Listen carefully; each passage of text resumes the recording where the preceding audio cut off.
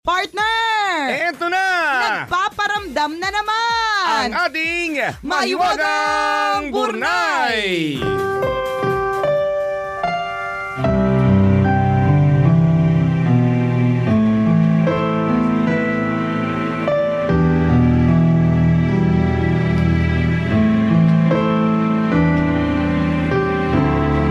Wait lang po, kumakain lang po ng maki si Nicole. Sorry po. Maki tusok. Correct. Alam mo na, tinidor queen.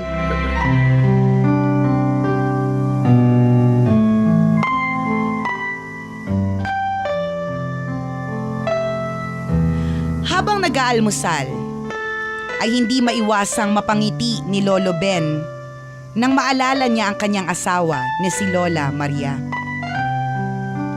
Kinuha niya ang isang mangkok ng kanin at iniabot ito sa kabilang panig ng lamesa. Subalit nang bitawan ni Lolo Ben ang mangkok, ay unti-unting nabalot ng kalungkutan ang hapagkainan.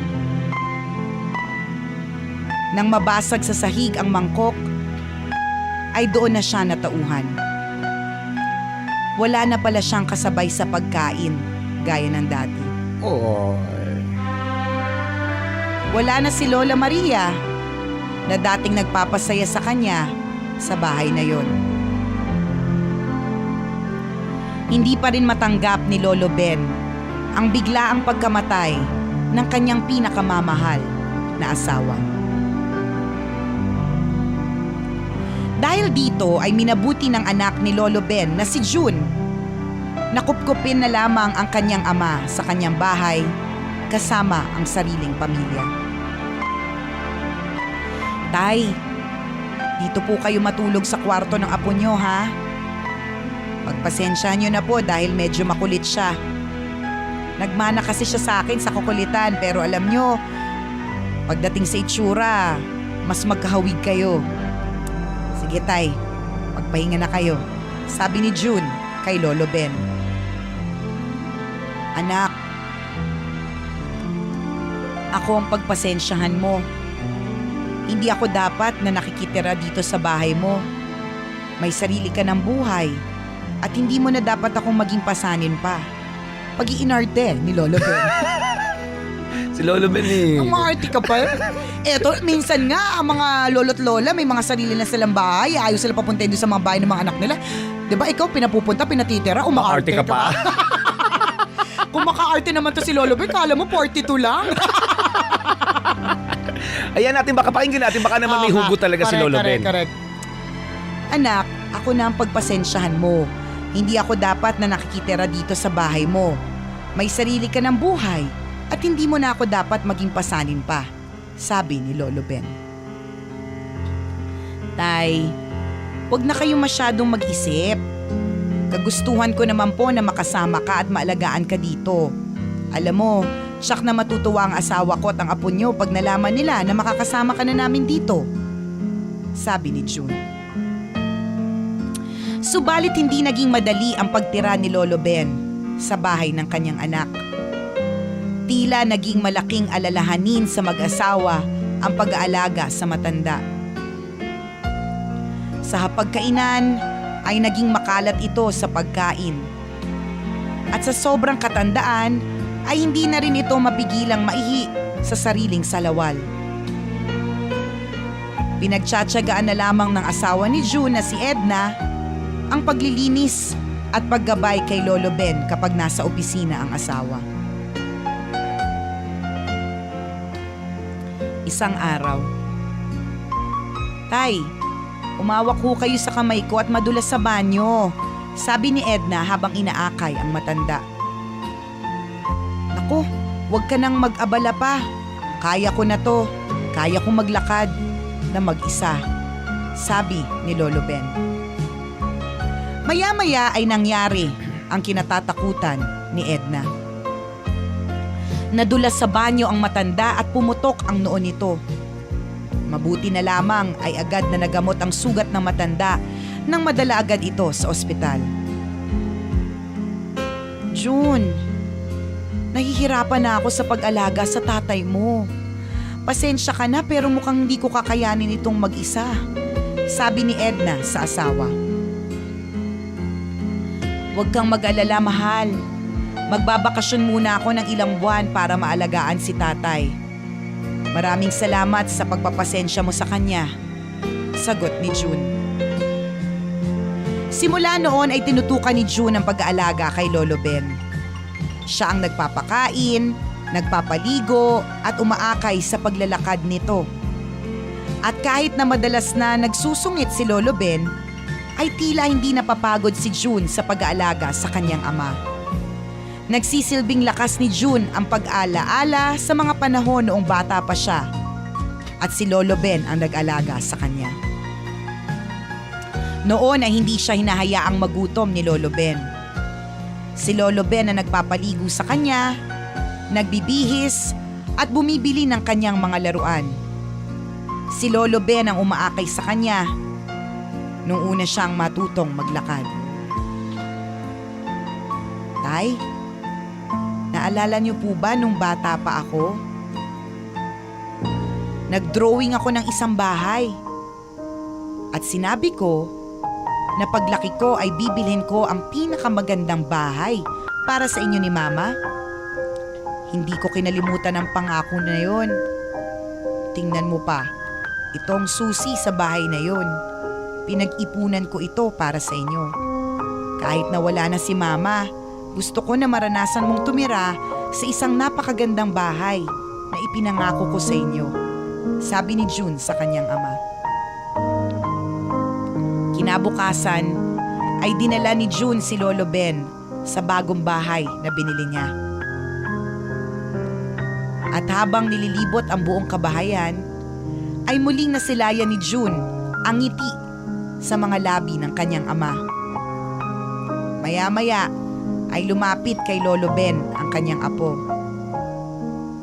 Lolo, tingnan mo po tong drawing ko. Isa po itong malaki at magandang bahay. Gusto ko paglaki ko ay bilhan ko rin si Papa ng pinakamagandang bahay, gaya ng bahay niyo. Sabi ng apo ni Lolo Ben. Apo, tandaan mo na ang pinakamagandang bahay ay hindi nasusukat sa laki o presyo nito. Ang pinakamagandang bahay ay nakasalalay sa pagmamahalan ng mga nakatira dito. Sabi ni Lolo Ben. Tama. Tay, nagustuhan niyo po ba ang bahay na ito? O namimiss niyo yung dating bahay ninyo ni Nanay? Tanong ni June kay Lolo Ben. Napakaganda ng bahay na ito, anak. Salamat sa pag-aalaga niyo sa akin. At sa lahat ng sakripisyo, salamat. Salamat dahil naibigay mo sa akin ang pinakamagandang bahay na pinapangarap ko.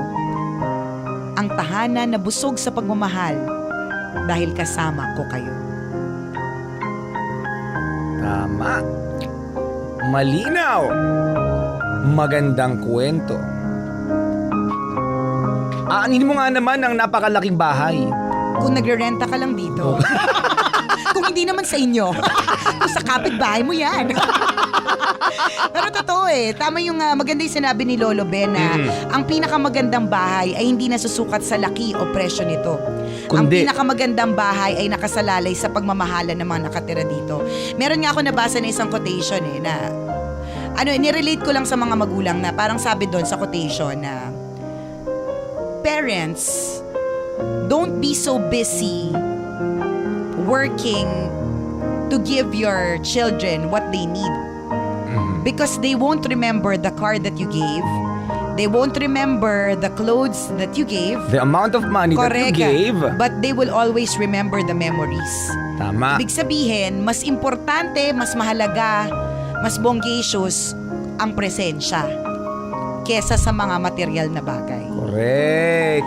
Ang daming guilty sa ganyang klase ng pagkakataon. Hindi naman natin sinisisi mga busy workers na mga nanay o Hindi may mga naman. daddy. Ang sinasabi lang natin, sana, May balanse din. diba, kung may time sa pagtatrabaho, sana may time din sa Pamilya. yung pagiging hands-on sa pagpapalaki ng anak. Correct ka. Napakalaking bagay. Isa pang magandang hugot ng kwento, partner, yung mga tatay at nanay natin, yung mga lolo at lola natin na tumatanda na, di ba?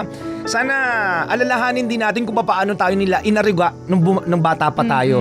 Umaangal tayo, matanda na sila, nahihirapan tayong mag-alaga, Correct. pero sila ba umangal? Di ba? Nung inaalagaan nila tayo. Tama. Sinong guilty? Taas kamay. Ayan. Nako. 1, 2, 3, 4, 5, 2009, 17,888 silang guilty. Ang dami. Dami, partner. Nako, yung mga guilty. Nako. Masusunog ngayon. Hindi, charot lang. Napakaganda, no? Ang ganda ng kwento ni Mahiwagang Burnay. Ang dami niyang Ang daming hugot. Your parents, ang mga lolo't lola natin, mga kabisyo, they are not getting any younger. Tama. Every day, they are growing older. So habang na-experience mo pang tumawa kasama sila, habang naaamoy mo pa yung panghe ng ihi nila, 'di ba? Habang nakikita mo pa yung kalat na ginagawa nila sa mesa, pasalamat ka dahil Nandyan buhay pa sila. Tama. Diba?